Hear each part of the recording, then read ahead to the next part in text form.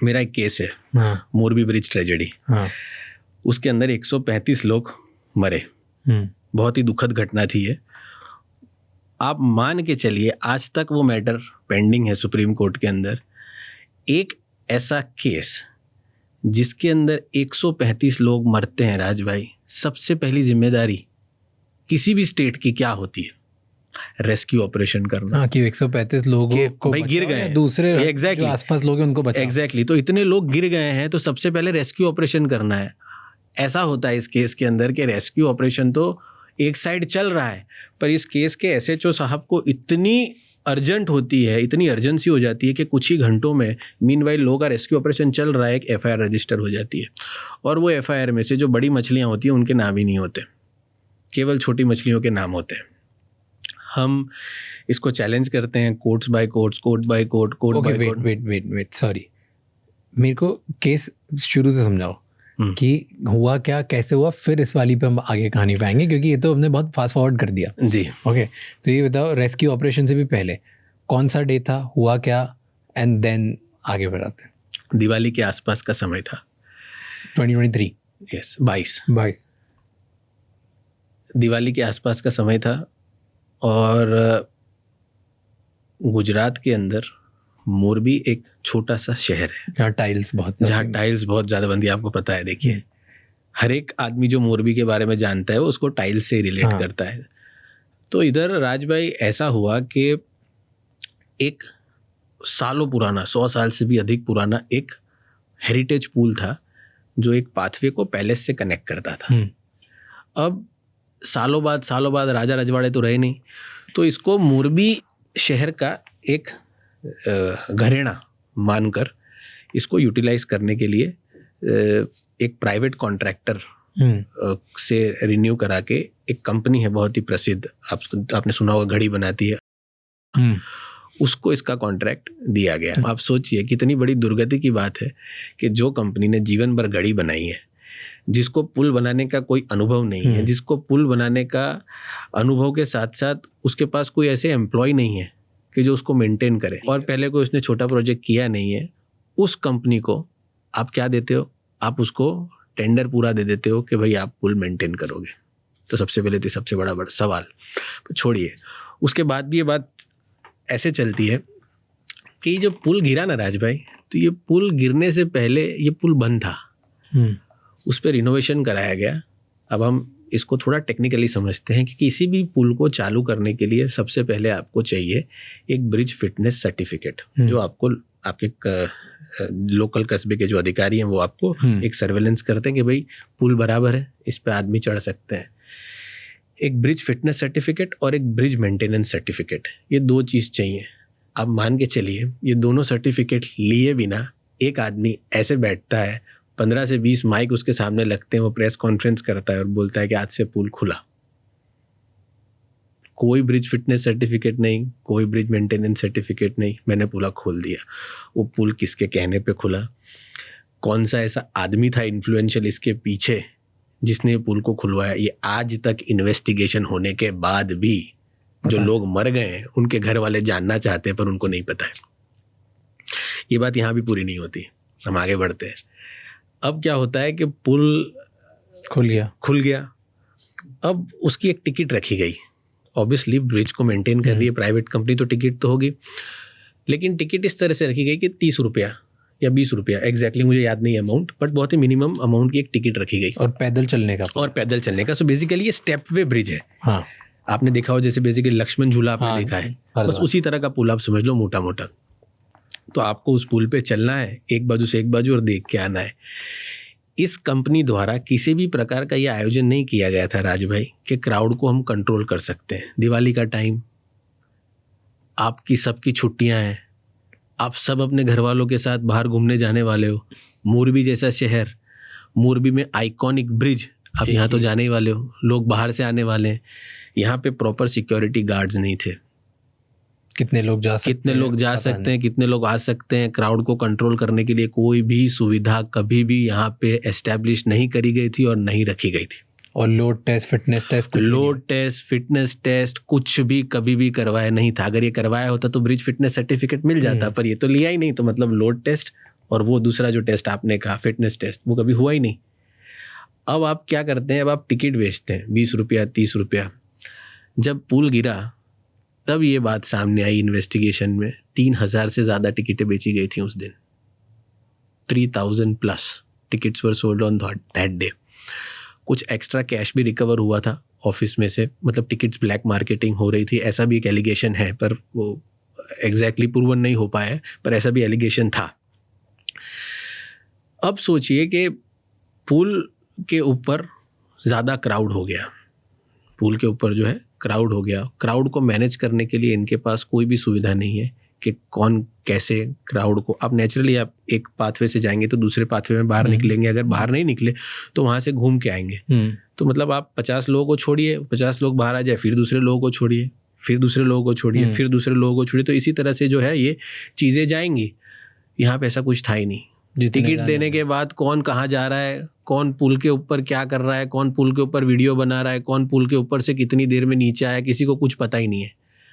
अब पुल गिरा and the bridge collapsed, taking life of 135 innocent people that were not supposed to die on that day.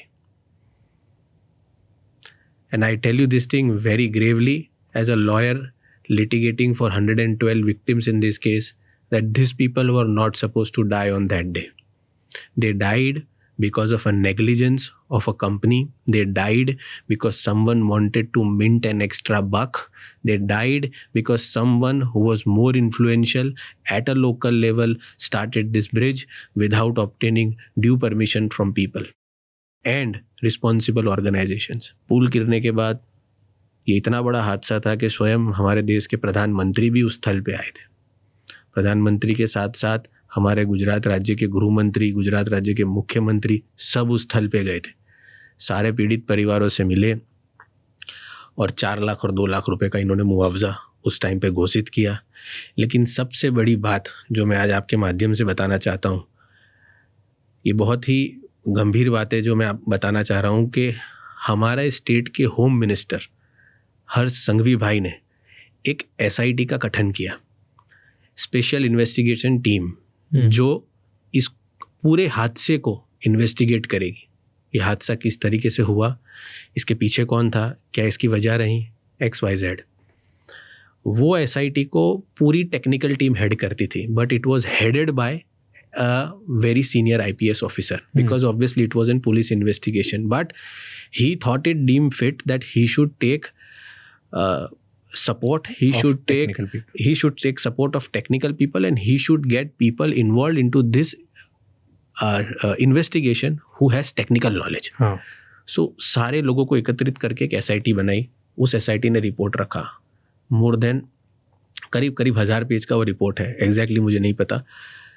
उस report के अंदर bold और italic में कंक्लूजन में ये बात लिखी गई है कि this collapse has happened because of the irresponsibility of company and it's 2 managers.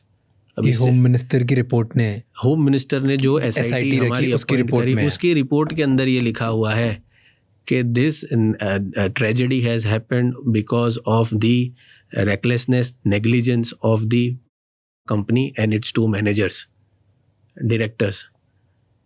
और सबसे बड़ी बात देखो, आप इतनी बड़ी ट्रेजेडी होती है, आप ब्रिज का संचालन करते हो, आप भाग जाते हो, आप आते ही नहीं वहाँ पे, आप अक्यूज्ड हो। कंपनी के जो मैनेजिंग डायरेक्टर है वो भाग गए थे, एब्सकॉन्डिंग थे। Is this your moral responsibility as a very big company, as a world's largest clock manufacturing company? Is this your moral responsibility towards the society? What are you doing sir? You are running away, and then what you do, you think it fit to surrender before the Gujarat High Court, and then you surrender before the Gujarat High Court, then you are taken into custody, then you go into the jail, and due course procedure is being followed. What is your, आप देखिए air India का plane crash हुआ, what is the, मैं कोई compare नहीं कर रहा हूँ, देखिए जो ट्रेजेडीज होती हैं, एक होता है कि नेग्लिजेंस की वजह से होती हैं, और एक होता है कि इस अनअवॉइडेबल ट्रेजेडीज, नेचुरल कैलामिटी। ये अब आप कंपेयर करिए, एयर इंडिया का प्लेन क्रैश हुआ है अहमदाबाद में, what is the first thing that Tata did? They stood on the ground, They immediately said that we will give a compensation of 1.25 crore rupees per death. We will build up the hospital once again. We will build up a trust that will take care of the people around. और ये सारे compensation को उन्होंने सामने से कह दिया कि तो इंटरिम कंपेंसेशन है. तो आपकी रिस्पॉन्सिबिलिटी क्या थी? आप तो भाग गए, आपने कुछ 1 रुपया भी नहीं दिया किसी भी लोगों को. फिर हाई कोर्ट ने सुओ मोटो PIL ली, उसके बाद सब चालू हुआ, फिर आप कंपेल हुए देने के लिए. तो ये आप समझे इसको. Okay, we were there at a bridge गिरा. ब्रिज होने के बाद आपने बोला कि 135 लोग. उधर सबसे पहली चीज़ करनी थी rescue, and then I stopped you there. तो उसके आगे क्या हुआ था?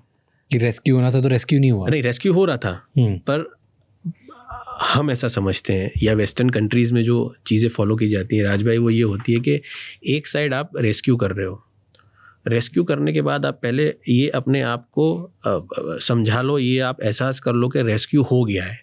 As a person who is invigilating this entire incident के रेस्क्यू ऑपरेशन कंप्लीट हुआ है, उसके बाद आप FIR करो.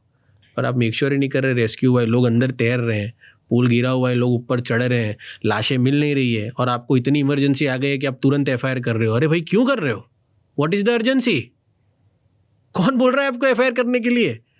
और have you taken something from someone to register an FIR and let the headstrong person go away and incorporate someone? So ये चीज़ समझ में नहीं आई और आज तक नहीं समझ में. और मैं आपको बहुत. और उस FIR में किन के नाम थे? FIR में क्या है? यही टिकट क्लर्क्स, वॉचमैन और मैनेजर्स और डायरेक्टर. एंड में और डायरेक्टर तो भाग गए थे, उन्होंने तो सरेंडर किया कोर्ट के सामने. He was on a run. फिर क्या हुआ? फिर ये FIR हुई और उसके बाद ये FIR हुई. उनके बाद पुलिस ने अरेस्ट किया सबको. मोटा सब लोग अरेस्टेड थे. No one ran away except for the director, जो प्राइम अक्यूज था इस पूरे केस का. वो भाग गया था, वो था ही नहीं. फिर एक out of India, out of Gujarat, we don't know where he was. Somewhere out of India, out of Gujarat, out of state. So police ने बोला कि we are not able to find him. अरे warrant was issued against him sir. Forget about. Police ने बोला कि मैं आपको गुजरात राज्य, जो सबसे आधुनिक राज्य माना जाता है पूरे भारतवर्ष में, उसके अंदर भी मैं उस डायरेक्टर की, उस कंपनी की बात कर रहा हूं जो क्लेम करती है कि जो वर्ल्ड की सबसे biggest and largest clock manufacturing company है, जिसके बदौलत 135 लोग मरते हैं, वो डायरेक्टर रन पे है और पुलिस उसके अगेंस्ट वारंट इश्यू करती है कि ये भाग गए हैं कोर्ट के अंदर से. और फिर वो साहब जो है सरेंडर करते हैं कोर्ट में, फिर उनकी कस्टडी ली जाती है, फिर वही प्रोसीजर, बेल, रिमांड, जेल और फिर बाहर. एंड क्यों फिर उनको जेल हुई? क्या हुआ? What did? ये बहुत ही समझने वाली चीज़ है कि हम ना, जब इनकी ये न्यूज़ आई, हमको किसी को पता नहीं था, हमको पता ही चला न्यूज़ से कि that he has surrendered in high court and then he was taken into custody and was given to the what do you call the local police. And then उन्होंने उनका चार्ज लिया. अब उनको चार्ज लेने के बाद उन्होंने शायद रिमांड मांगा था. रिमांड उनका ग्रांट हुआ था कुछ दिनों का. उसके बाद उनको जुडिशियल कस्टडी हो गई. उन्होंने बेल रखी नीचे काफ़ी टाइम बाद. मोटा मुझे पता है वो 135 लोगों को मारने के बाद वो शायद 14 महीना जेल में रहे, उसके बाद बेल पे आ गए वो. तो ये सज़ा है हमारे देश में. 135 लोगों को मार डालो और 14 महीना जेल में रहो और ट्रायल ख़त्म होगी 15-20 साल बाद. तो उम्र ही उनकी शायद, मुझे जब तक पता है, 55 साल के ऊपर है. 20 साल में ट्रायल ख़त्म होगी तो आप और मैं दोनों जान सकते हैं कि भगवान उनको फिर लंबा जीवन भी दे. मतलब देखिए राज भाई, as a person who has been litigating into this matter of tragedies wherein people have died, I have seen that justice that is served late is justice denied. और इंडिया का जो न्याय है ना, वो अंधा नहीं है. इंडिया का न्याय मुझे लगता है ट्रैफिक जाम में फंस गया है बॉम्बे के. देर से आता है, इतना देर से आता है ना राज भाई, कि जब वो न्याय किसी को मिलता है ना, तो उसको ऐसा लगता है कि अच्छा चलो मिल तो गया इस जन्म में. आप उस जुडिशियल सिस्टम की बात कर रहे हैं राज भाई, जहाँ पे केवल 21 जज हैं 1 मिलियन आबादी के लिए. तो मतलब आपके पास पूरी आपके पास जो पूरा क्राउड है वो आपका IPL मैच का है, और आपके पास जो स्टाफ है वो गली क्रिकेट के है। समझ रहे हैं आप? तो ये व्यवस्था है। 76% से ज़्यादा जेल में रहने वाले लोग अंडर ट्रायल प्रिजनर्स हैं। कन्विक्टेड प्रिजनर, कन्विक्टेड नहीं है, अंडर ट्रायल प्रिजनर्स है। मतलब उन लोगों, वो लोग एक तरह से इनोसेंट ही है कानून की आंख में आज भी, पर वो जेल से बाहर नहीं आ पा रहे। क्यों? या तो पैसा नहीं है, प्रॉपर सलाह नहीं है, वकील को हायर नहीं कर सकते, या उनको कानून के बारे में अवेयरनेस नहीं है, या सामने वाला ज़्यादा पैसे वाला, या सामने वाला ज़्यादा पैसे वाला होगा। बिल्कुल सही कहा आपने। बट थॉट एक्सपेरिमेंट कि डू यू थिंक कि ये जेन्युइनली सब चीज़ें करने के बाद भी हो सकता है कि जेन्युइनली गलती हो गई और गिर गया? May be it's not about one company, I am just asking. जैसे जिस तरीके से आपने प्रेजेंट किया, it directs towards one thing जो आप बोल रहे हो। बहुत अच्छा कि आपने पूछा। इसका जवाब ये है, होता अगर डॉक्यूमेंट्स नहीं होते। अब इस केस में इंटरेस्टिंगली क्या हुआ, एक लेटर है, ये पूरा केस ही इसके ऊपर टिका हुआ है, नॉलेज पे। किस पे? नॉलेज पे, इंटेंशन पे नहीं, नॉलेज पे। राज भाई को अगर नॉलेज है कि 9वें माले से मैं कूदूंगा तो क्या होगा, what is the highest probability? Death. तो आपको पता है अब ये पुल गंभीर हालत में है और ये कभी भी टूट सकता है। ऐसे लेटर्स इनकी कंपनी के लेटर हेड पे साइन करके लोकल म्युनिसिपैलिटी को कम्युनिकेट किए गए थे। तो क्या आपको पता नहीं था सर?